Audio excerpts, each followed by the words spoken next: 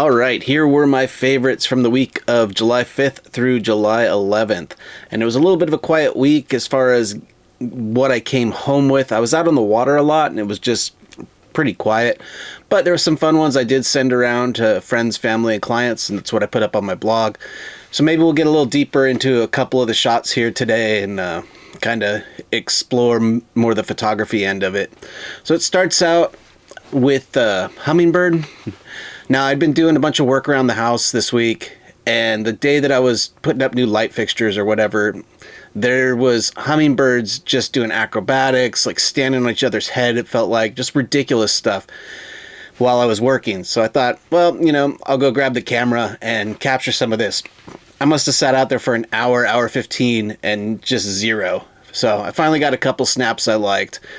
Starting with this one, in order to capture something like this, you're going to have to go into manual focus, because any autofocus is going to try to focus on the foreground. You might be able, kind of like I said with our visit to the zoo, you might be able to pace it out to where you have the exact setting if you have multiple distance setting on your autofocus. But for me, that's not really viable in this situation. So it kind of becomes shooting on a monopod, setting up the manual focus, and then running a little bit deeper aperture, even if it means, slowing the shutter down a bit more.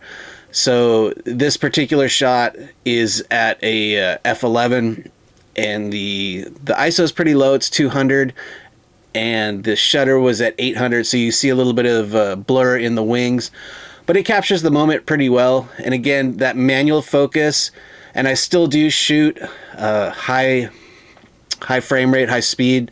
So, it takes a burst and you can kind of pick the one you like out of the burst. That was this first one. There's my obligatory Microsoft beep. And we'll jump over to the next one. This was a couple minutes later, same hummingbird. I don't think it really liked me being where I was very much. But again, the trick to this one, that manual focus, just setting it kind of where the flower was, knowing hummingbirds, bees, butterflies are going to interact with that, and this way I can get a blurred foreground. This shot pauses the wings a little bit better. It's shot at 1/2000th, same aperture at an 11, and the ISO bumps up to a 500 to try to keep the color control.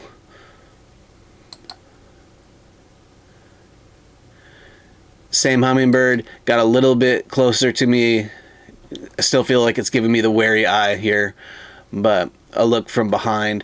This was under the patio cover, so it actually lost a ton of light, and in order to try to quickly maneuver and do everything, I just spun the ISO up. I have my wheels set up, so one is shutter, one is aperture, and then the front one is ISO, so I can usually spin ISO pretty quickly individually for something like this. You lose a little bit of the true definition, but it was able to stay at 1/2000th, and I ran the ISO up to 2000 as well. If I had infinite time, I probably would have liked to have the ISO at about 1000 and then maybe run the shutter speed back down. But you're already working many things all at once. This one, because it's in the foreground, I did let the autofocus do its thing. So just a little bit of the difference on how to capture some images like this. From here on out, there's a lot of stuff I just found interesting. This is a short finned Mako. This was a rather little guy, but it was super interested in the boat, the whale watching boat. It came up and circled around and stayed right there, 6-8 feet off the rail of the boat. The boat left after a couple of minutes because you don't want them associating. They don't ever feed anything off of the whale watching boats, but you don't want them associating behavior with interactions and whatever. So, but it was kind of I don't see a ton of sharks out there. This one was fun because you can actually see the open mouth. You can catch a little bit of the eye. The shots where you could see that, I didn't get the tail out of the water, and the shots that had the tail out of the water, the face was very deformed because you were shooting through the water. But I thought it was a fun one. I sent it around, and hey, these are out there. These ones I did like.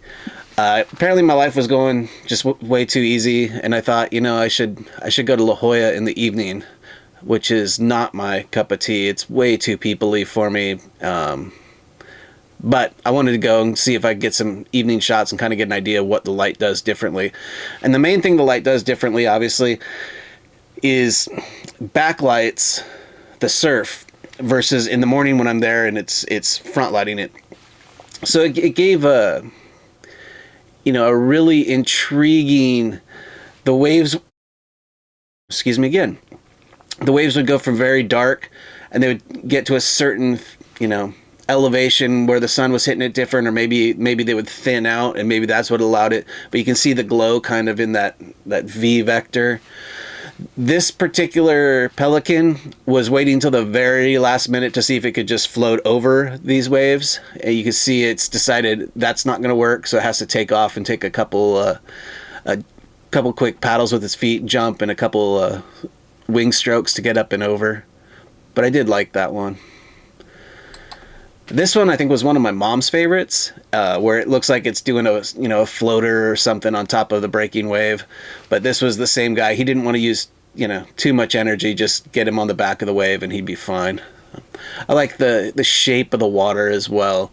It's breaking over kind of it's variable here, but it's rocks with variable levels of sand depending on what else is going on. So sometimes it's a real clean line wave, sometimes it's real chunky. This shot I kind of grabbed because when I was there, I could see the eye illuminating, and I find those interesting, this cormorant.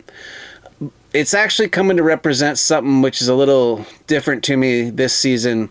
The cormorants were having the starvation event, and a lot of them got much more involved with fishermen fishing. I don't know if they're, these are swimming birds, so I'm not sure if it's coastal fishing or if it's offshore fishing more. But on this particular one, you can see the small little monofilament here on the other side, and it's just one of those. I've been seeing a lot of entanglements with the cormorants. I don't generally post them on very many places on my site, but they are on the conservation or works images. So if you're doing beach cleanups or grassroots environmental stuff, hit me up and you can use those images and I'll get you high res or whatever. But they're not all. Some of the entanglements are fairly vicious. This is a shot I did like a lot. This one will end up on my website. And it's a sea lion waiting to dive into that wave off Point La Jolla. But as much as I wish I could claim that I had fully planned this out, I'm not that sophisticated. But the way the crack of the rock, the opening, enters into the wave, enters into the backsplash of the other wave. It's kind of got that like a 6 sort of shape, and works with where the sea lion is, works with the coloration. This one, I found this shot to be pretty relaxing overall. So I will be doing prints of this one. This next shot is right after that, where, work smarter, not harder, right? Why jump in when you can just stand there, let the wave grab you and pull you back in? So it didn't make any real effort to jump in until that wave had sloshed over it. You can see it's coming through here, spray going up into the crack between the rocks. So I think I like the other one better artistically, but this one's fun too.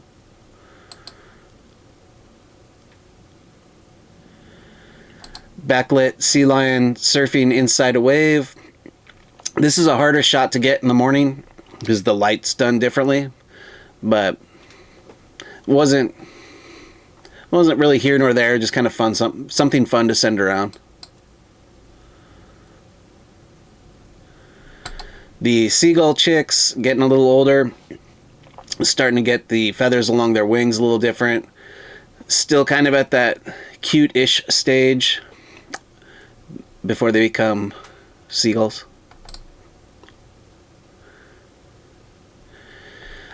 Did end up on a boat that came across a large nursery pod. And nursery pod being a group of dolphins that have a majority or a vast number, or even a disproportionate number of cow-calf pairs, moms and their babies.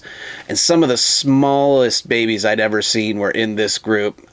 Didn't necessarily, there was one in particular I really wanted photos of. It was just brand new, teeny tiny. Didn't get that, but I did get this guy who's quite small. And you can see in the next 3 shots, you'll be able to see the coloration isn't quite as defined when they're teeny. And then you'll see some of the fetal folds, those vertical lines kind of along near the dorsal and slightly in front and behind of the dorsal. So those are from when they're folded up in mom's uterus, or I think uterus. I'm ignorant to biology and in that matter. But here's some more fetal folds here. So those generally go away after a couple weeks. So these are relatively little dolphins learning to do dolphin things. This one might be a little bit older. You can't see the fetal folds quite as much, and the coloring's starting to shift just a little bit. So, nothing artistically spectacular, but I like to send them around and show people that stuff. And my continued quest for the perfect flying fish photo. These are 2 from that trip. There really wasn't any light. It was kind of a dull day, but it's pretty amazing, that the blue gradient on this fish showed up so well. The details in the I have no idea what the technical term would be, but in these fin wings, the reinforcement has such nice contrast. So sent these around. My aunt had never seen a flying fish before, so that was kind of fun. She's West Coast, so she's fairly coastal, and I don't get that a lot from her. But another look at the flying fish, and I think that wraps it for the week. Like I said, pretty light on the actual photos.